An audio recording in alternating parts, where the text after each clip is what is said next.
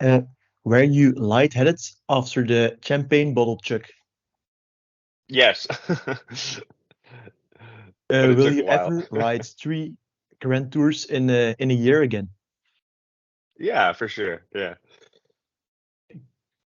Will you lose more than 1 minute and 30 seconds on Evenepoel tomorrow in the time trial?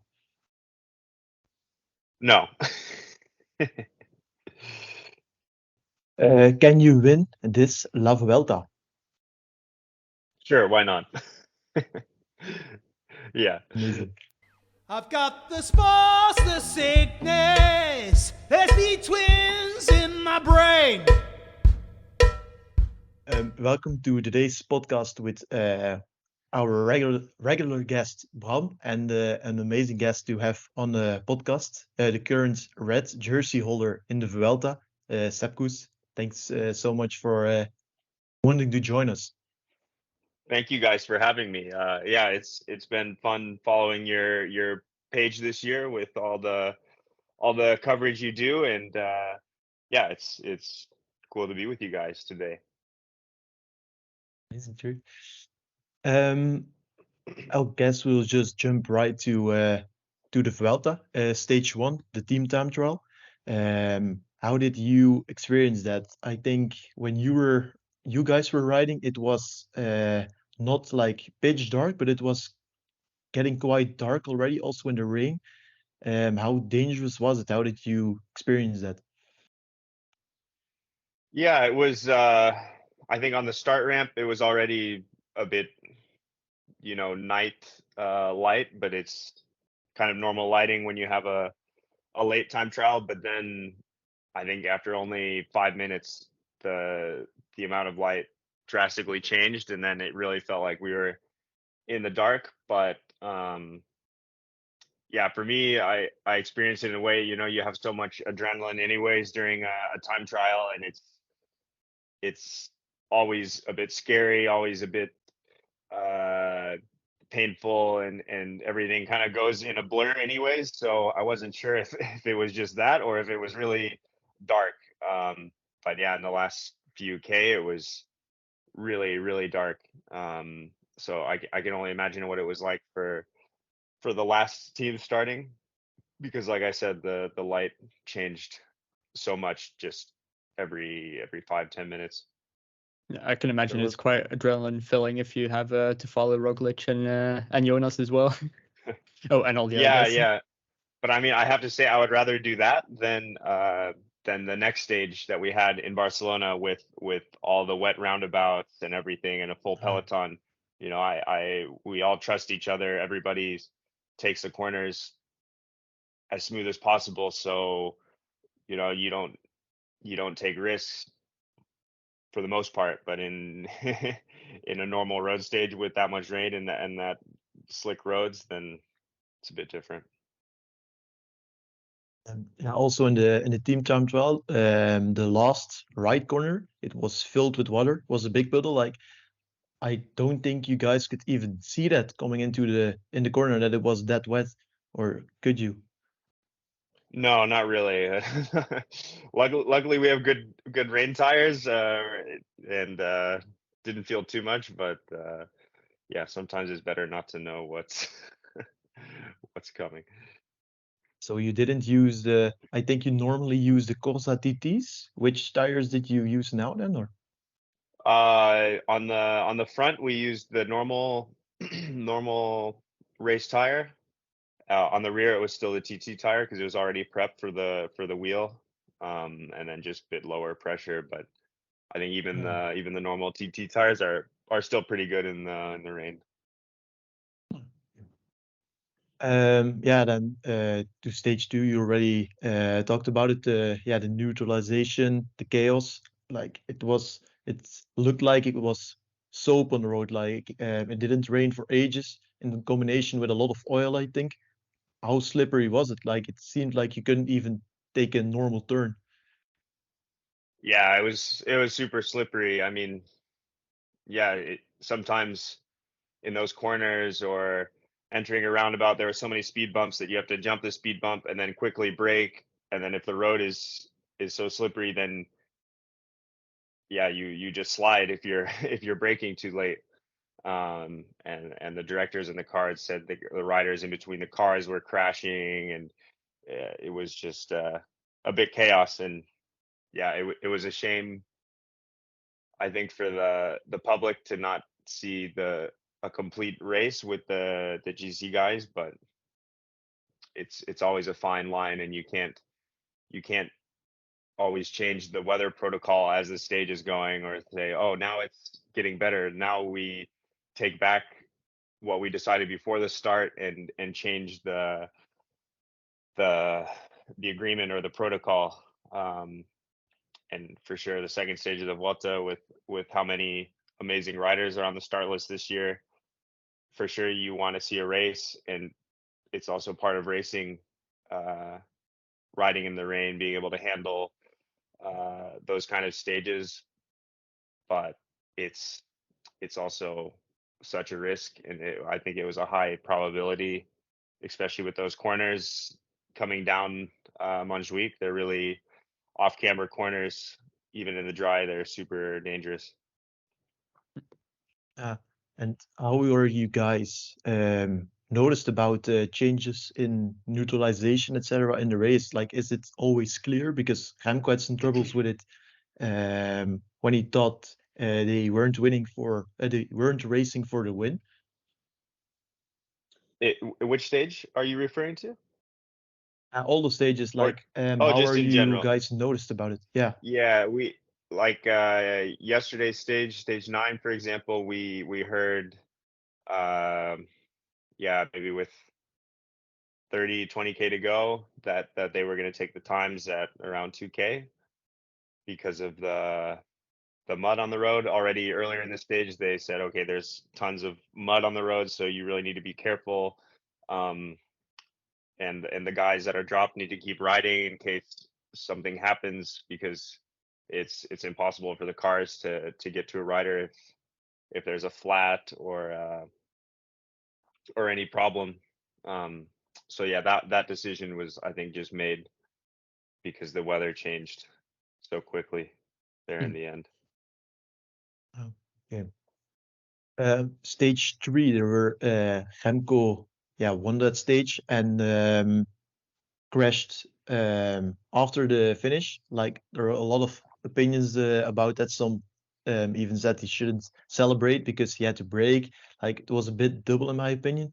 Did you think that was Remco's fault, or wasn't it really Remco's fault? A bit more of the organizers. How did you look at that? Uh, Well, yeah, I don't know, because when I was going over the line, I was just kind of cruising over the finish, so I didn't see any particular danger in the finish. But I mean, there's always some finishes, like in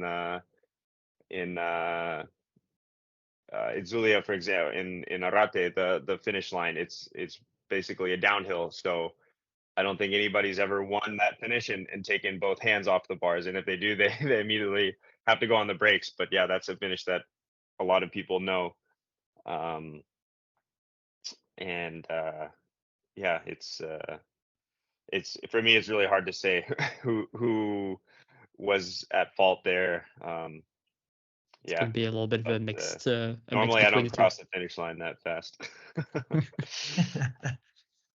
But in stage 6, you did cross the finish line quite fast. But we didn't get to see how the break was formed, etc. Because yeah, they just weren't covered yet. How did Hmm. it happen that you got in the break, Lenny Martinez got in the break? How did that scenario unfold?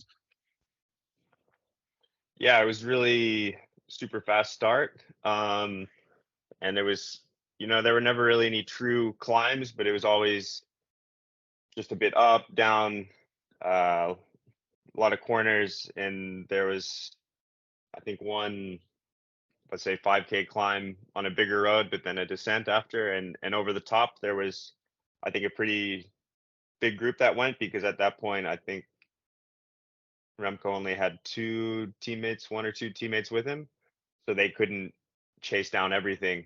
Um, and at that point I was just focusing more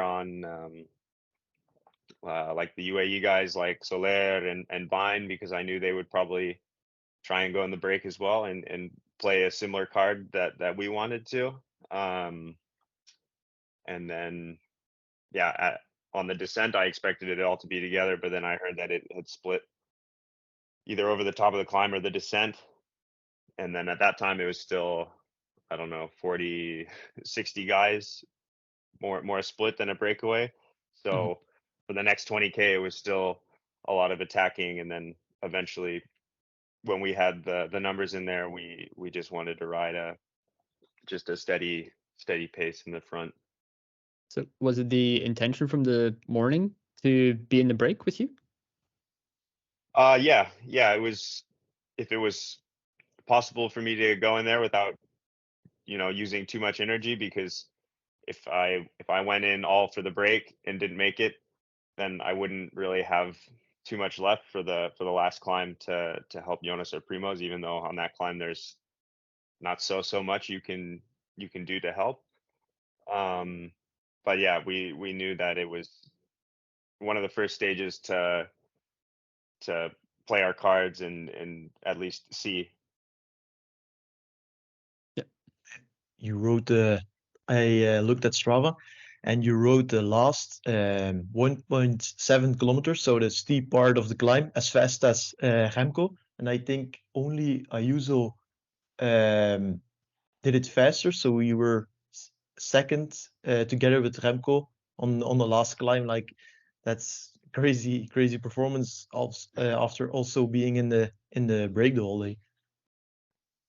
Yeah, I felt super good all day. Actually, I mean, it was a really heavy start, and I actually had to use, I would say, more energy than I wanted to get in the break. But when you're in the moment, you sometimes you just have to rely on your instinct and use that energy early on. But no, I felt really good going to the bottom, and um, yeah, just tried to stay calm and wait for the right moment. So uh, yeah, Rubio attacked, Bardet, Martinez attacked, and then I just kind of waited and bridged across to them, and then went on my own after that, and just tried to do a good pace to the finish.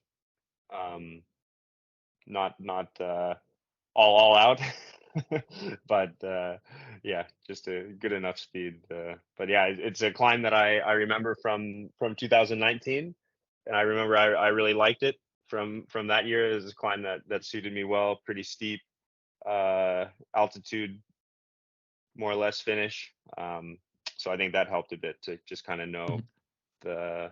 the terrain. Was there any order from the car to slow you down a little bit so you wouldn't have to wear the red jersey at that point? Or was that not No, thought no, about? I couldn't hear the radio that well actually, but I think they said, yeah, you can still go for the jersey. And I, even on the climb, I couldn't exactly remember what the gap between Martinez and myself was, but to be honest, I didn't think at all about the red jersey. I just really wanted to win the stage, and I figured if I was close enough, then at some point, if it was meant to be, I could be in the jersey. And yeah, of course, it would have been cool to have both on the same day, but Mhm. yeah, I was just super happy with stage win. There was some speculation online that the celebration with the hands across the line was actually a way of the team to slow you down so you wouldn't have to ride the jersey, so you wouldn't have to do all the extra press Yeah, conferences. Um, yeah. Actually, the next day, some guys asked me, "Oh, did the team tell you to slow down? Did they, like, is that why you were high fiving?" I thought, no, I was just yeah, bit of extra resistance with the high fives, but no, I don't think I could have gone too much faster. it was awesome to see. Thank you. How do you keep that form? Like, this is your third Grand Tour this year. You performed on, yeah, with the highest level climbers every Grand Tour. Um, you seem to also train a lot of intervals between the Grand Tours. How do you cope with it? Like it's, yeah, Yeah, I think the basis of it is just yeah, enjoying the process, enjoying riding my bike. You know, I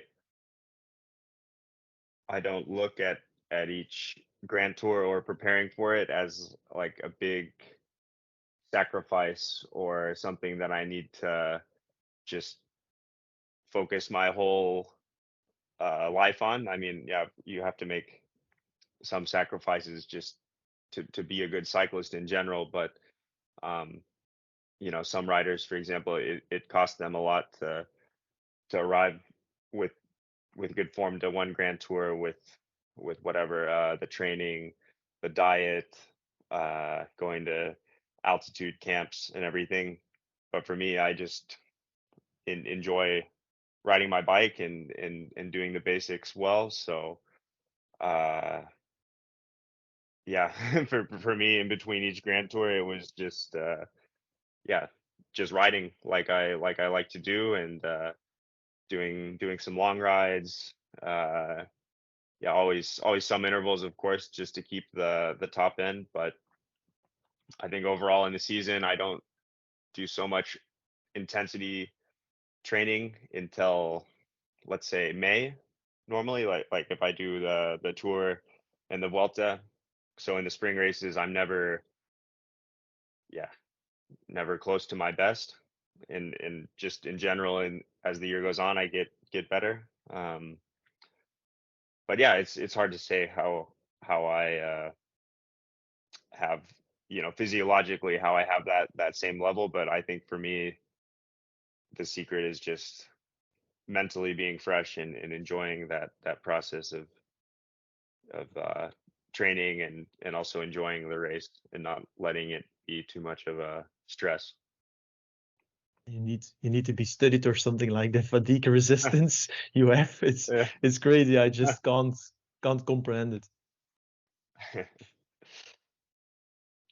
In stage 8, you attacked, and then Remco paced you back, and then you had to hold on for dear life because I think there was also headwind on the climb. So you when you attacked, you had to ride harder than the guys in the wheel of Remco, and then you had to follow Remco who even up the pace gradually. I think. How did you experience that climb? Yeah, it was super hard climb. I did it once in training in January, and I just remember how steep it was. And um yeah, in the race, of course, it's double or triple the speed than in training. Um but yeah, it was another really hard day, super fast paced the whole stage. And yeah, I figured I'd see how I felt once we got to the bottom, and I still felt okay.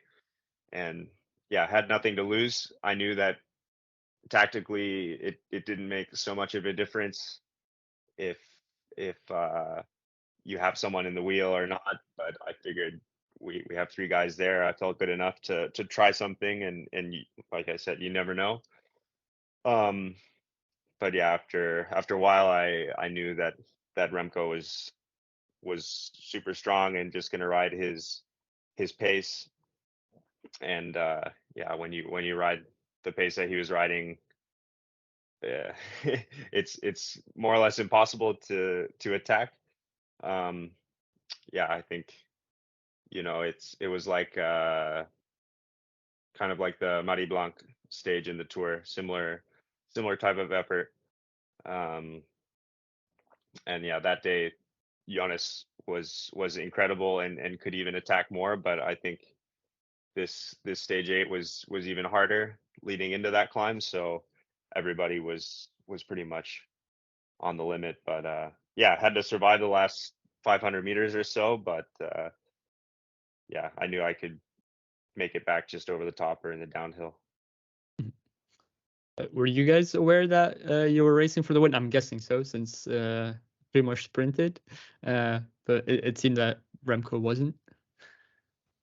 Yeah, I mean, we knew the gap to the break was only a minute before we even got to the bottom of the climb, and I think on that climb, depending on who's in front, they could lose 1 or 2 minutes easily, and we already caught them, I think, with 2.5K to go in the climb. Um, so yeah, I don't know how he didn't get the information from his directors, because at least for us, we knew exactly who was in the break, how many guys were left in front, what the gap was. Mhm. Um, and yeah, I think with the speed we had all day, it was, to me, it was obvious that we were going to catch the break, because if the break went much faster than we did, then that's off. Yeah. The pace on the climb was very high. I think 7.1 for yeah, estimated for Remco, and 7 for the rest. So you also would be a bit higher than the rest because you attacked. Um, but also guys who you wouldn't expect to be in such shape. Soler, I wouldn't expect Almeida to be at such a high level too. Like the level is super high this Vuelta. Those are amazing watts. Yeah, it was. I never really looked so much at the power when I was climbing, but then after the stage, I saw it was pretty good. It was, for me, it was a bit less than I did in the, like I said earlier, than the Marie Blanc stage in the tour. Um, but yeah, super high level, and also like Soler, he's a bigger guy, but he's like yeah, Indurain. He's he can move a lot of power. So yeah, and I think for him in the Vuelta, it's a special race, and he can bring it up to a whole nother level. Um, but yeah, when Remco sets just one solid pace like that, maybe it suits more guys because it's less attacking. It's more just how hard you can go for Mhm. uh, 10, 15 minutes. Which one do you actually prefer? Do you prefer a more of an attacking pace or just that steady tempo that Remco prefers? Um, it's hard to say. It depends on the day. I think in general, I like it more steady. Um, if it's a big explosive effort in the last 500 meters or something, that's not for me. I'm not that explosive, but I feel like I can, um, yeah, I can handle the accelerations during the middle of the climb and recover from those. But in general, I prefer just one steady, hard pace. And then on to stage 9, the crosswinds. You were in every good echelon, I think. How did you learn to ride echelons like that? Because you are a very light climber. That has to be so tough to ride behind a Van Baarle, yeah, who just can hammer it with 500 watts on the flat. Yeah, it was. I think for me, it was more just mentally switching on, because normally in a stage like that, I say, okay, it's nice if I'm in the front, but it also doesn't matter, and I'm not going to risk everything to make it into the front echelon. But then with the red jersey, I knew I had to be switched on, because if I was in a group, the second group or the third group, then that would potentially change the dynamic of the race, and maybe there would be a really dangerous group ahead that would keep riding the whole day, and make the day a lot different or a lot harder. Um, so yeah, I just wanted to be there for the rest of the team, just to make it a good situation for us. Um, yeah, just being more switched on, more aggressive.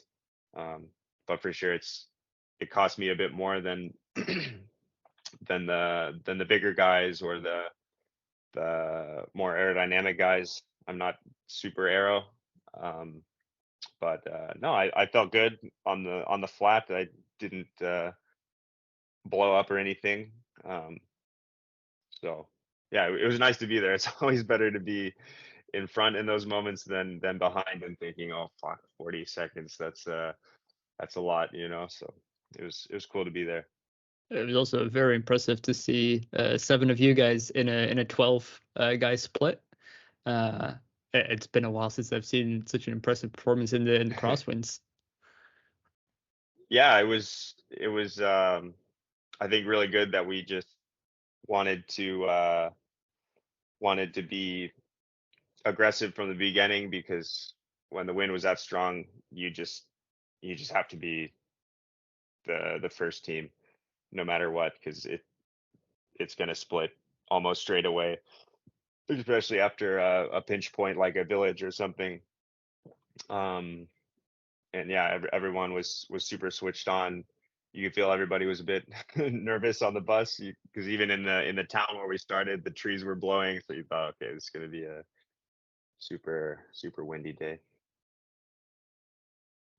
Now that you were yeah, in the red jersey, you have also Vingegaard and Roglic in the team. Not too shabby of GC riders either. How Yeah. are you going to yeah, cope with that in the next 2 weeks? Like if Remco or Ayuso attacks and you are there with the three of you, Gelderman is yeah already gone. If it's like really hard day, yeah, how are you going to choose like who's going to ride at the front or yeah? Yeah, I think it's more complicated when you think about it um, from a distance, because in your mind so many scenarios can play out. But I think the stages that are coming, they're so hard anyways, that I think it'll just come down to who has the legs, and of course the tactics play a role. Um, and each rider, each rival has their different style that they race, and we all have an idea more or less how Remco races, how Almeida, how Ayuso. Um, but I think, in Tourmalet or Angliru, those climbs, especially Angliru, it's pretty simple. I think as for myself, I can yeah, let's say take a bit more risk, because it's a new position for me to be in, and I know the quality of Primoz and Jonas, and um, I don't have expectations for myself. The team doesn't have uh, unrealistic expectations for me. Of course, I want to do my best, and I believe in myself, but I'm also prepared to take on more risk, or ride for the others, um, just within my limits. So you're not getting some extra protected status with quite a considerable time bonus that you do have right now. Yeah, I mean, I think I'm more protected now than I was from the beginning. I mean, before the Vuelta, it was just yeah, take it easy on the stages that don't matter, save everything you can. But no, for now I feel even better than I did in the tour, and um, yeah, it's still have to see how I feel coming up. But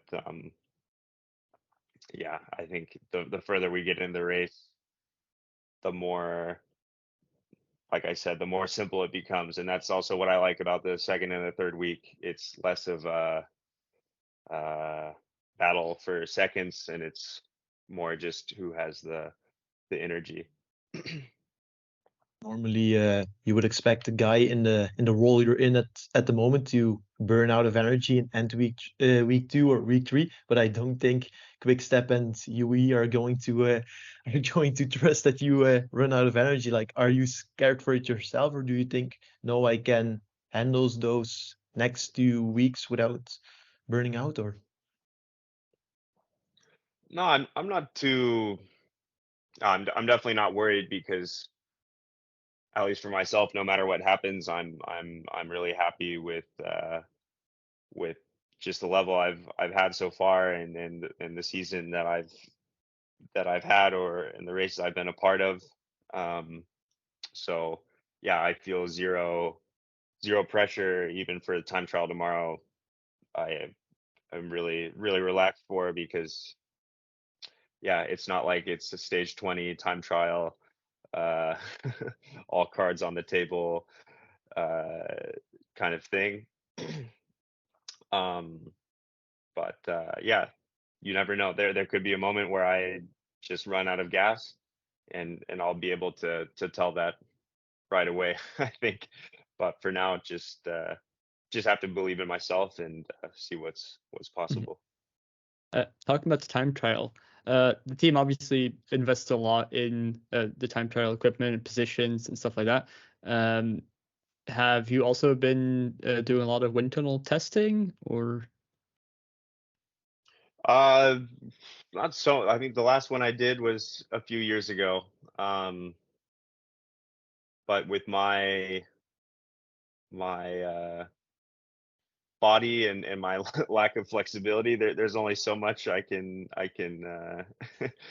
fit myself into position wise. But I have to say, with in regards to all the time trial training and everything, I think the less energy I put into it, the better I am in the TTs. I think in 2021, I really trained a lot on the TT bike, really put a lot of energy trying to get better at it, and I was terrible in all the time trials I did. A lot of them I just took as a rest day, but the ones that I went for, I was not good, just because I had that extra mental pressure on myself or whatever. And then the last 2 years, I I mean, this year I rode my time trial bike only in the time trials in the Giro, uh, only the time trial in the Tour. I did one TT training before the Vuelta, just to be ready for the time trial, the team time trial. And so far I feel really good on the TT bike. So I think that's my, for whatever reason, the better way for me to approach it. Yep, it's unusual, but sounds great. Yeah. Are you on custom bars? Um, No, no. okay, like I have the feeling that a lot of people kind of underestimate your time trial. Like some people seem to think that you're going to lose a lot tomorrow, but I think it will be an okay time loss. Yeah, we'll see. I mean, yeah, I really don't know what to expect. Yeah, sometimes, I mean, in the tour time trial, I think I did a decent time trial, but it was also a totally different kind of course, a lot of uphill. Um, but yeah, there's a lot of time trials where I feel pretty good on the flat. Um, but yeah, for me, it just depends on how my legs are that day. It's also a disadvantage for you, I think, that it's after rest day because you have that amazing fatigue resistance. Like if the time trial was yesterday, for example, after 8 hard stages, it's way better for you, I think. Yeah, I don't know. I think with the TT, for me, maybe it's better to be a bit more rested, because yeah, that with the TT position being so different, especially for me being so different from the road position, or the position that I prefer on the road bike, maybe it's better for me to have a bit more rest, um, and just have those uh, new muscles ready to go again. But we'll see. Okay. Um, and outside of the Vuelta, 1 day racing, you just said that you don't do a lot of intensity in before May if you ride Tour and Vuelta. But last year you were third in Von Dash, if I remember correctly. So you seem to have, yeah, the capabilities to do that. Is that planned for the future, or are you just keeping focus on Grand Tours? Yeah, I would like to. I mean, it depends on the race. Like that race had a solid climb towards the end. Uh, Something like Lombardia is also better for me than like Liège It's not at Yeah. all the style of climbs for me.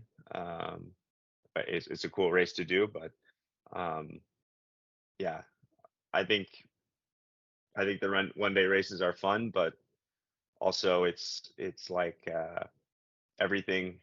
There's so much emphasis just on one day, and that's what when I was mountain bike racing. One thing I didn't like about mountain biking is that it's so much put on one day, and it can either go well or or the other way. Um, so that's a bit difficult from a performance standpoint. You have to know, okay, I'm going to be really good today, 100%, or just knowing your body, how you're gonna show up at that race. Um, but I think mentally, it's also different than a Grand Tour. You have yeah, one shot, and you go all in and see how you end up. Whereas a Grand Tour, it's a build up of each day. Mhm. You mentioned the mountain bike. Um, I think early in the season, or was it last year, that you said you might want to return to do some mountain biking. Uh, do you still feel that way? Yeah, I would love to. I mean, not return to um, like the World Cup style mountain bike races, but more just the more marathon events or the stage races. But I think more in just um, more in a fun aspect than really preparing for it. But yeah, in Europe, there's a lot of really cool events. Also in the U.S., it's a bit more towards the gravel end, which some races look pretty fun. But yeah, I would like to do it, but not in too serious of a focus. Right. Some road riders are going to Cape Epic, and Kemna did it to find the love for bike racing again mid-career. Is that like a type of race you were talking about you want to do, or? Yeah, for sure. That would be cool. Yeah, I've heard it's just an incredible event. Yeah, with the conditions and racing with a partner and everything. Um, yeah, some of those, or uh, yeah, there's some mountain bike stage races in like Austria, I believe, and something with a course that resembles more of a of a road race, like with big climbs and um, nice single track, nice scenery. Also helps a lot for the technique in road cycling. I think that you learned to ride your bike with mountain biking. Yeah, definitely. I think it's definitely different how you handle a road bike versus how you handle a mountain bike. But for me, it's more like the reaction times and making split second decisions. If there's a crash in front of you, and then if you have broom, you move over or jump something, or in a corner, you're more comfortable with sliding, all those things. But no, right? I mean, being in a peloton going 80K an hour down a big highway is way scarier than anything I've ever done on a mountain bike. So different speeds for sure. Um, I think the Vuelta is your last race of the season, but I don't want to say it for sure because knowing you, I don't know if there's anything coming up. No. I mean, the directors always joke with me that I'm on the list for Tour of Guangxi, but hopefully that's just a joke. But no, I already have vacation plans shortly after the Vuelta, and yeah, it'll be nice to have earlier off season and just take my time, recover, and slowly build up into the next year. Are you also going to do some skiing this winter again? Because I think you did some races last winter. Yeah, 2 winters ago I did, because Ah, yeah, okay. this winter in Andorra the snow wasn't amazing, and I was actually in Colombia for a lot of the winter. But yeah, it's really nice, and um, yeah, for me it's a good supplement to riding the road bike, and um, I don't have to prepare super specifically for races that are coming in yeah, February, March. So I can take that type of time of year, December, January, even a bit more relaxed. So yeah, I would love to do it. I think near Andorra and in Spain in the Pyrenees, there's a lot of cool Nordic ski races. So I'll see if I can fit some more in. Or is there some race you want to do or win in the future? Is it your favorite race or something? Or Um, Volta Catalunya, I think would be the race I would like to win. Um, yeah, for me it's the most special race because um, yeah, it's close to my home. It's now my, I guess, adopted home because my wife is Catalan, and uh, yeah, I feel very close to the people there, and yeah, it's a special race. It's I think they could have, let's say, much more exciting stages with the terrain that's available in Catalonia, and I always have crazy ideas for the stages they can do. So maybe one year I could be on a planning committee or something for the stage designs. But no, I think that would be a special race to win. so if I see you doing some intensity before May Sunday, I know it's because you want to win Catalonia. Yeah, yeah. No, every year that's always my first, um, yeah, my first goal, I would say. Um, and even this year, I wanted to be good for Catalonia, but the level was so high that I was just happy to finish in the top 20, because the the how fast everyone was climbing at that time of year was was incredible. So yeah, we'll see in the next years what's possible. Amazing. That's it for today's podcast, I think. If Bram doesn't want I to think ask anything else. I think we need to ask a question from Josh, because he said, "Do not hang up Oh, the call without asking this question." It's a bit of a silly one, to be honest, but what is your InNOut Burger order? He wants to know for some Oh, reason. I mean it's simple. It's the uh double double with animal style, and the animal style, or what? No, is it animal style? Yeah, animal style. It's been so long since I've been in and out.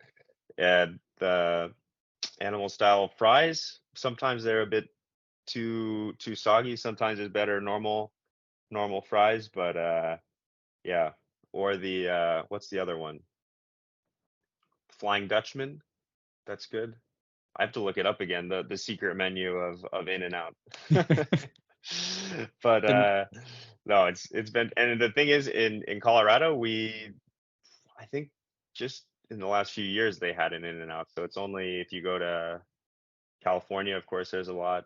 Some in Utah, Nevada, maybe. So yeah, it's good way to refuel. definitely. All right. I'll wrap up today's Domestique Cycling podcast then. A big thank you to our audience for tuning in. If you enjoyed the episode, consider supporting us on Ko-Fi or Twitter. And if you're on YouTube, hit subscribe and turn on notifications. We appreciate your support and look forward to seeing you next time. Bye-bye. bye. I've got the spots, the sickness. There's the twins in my brain.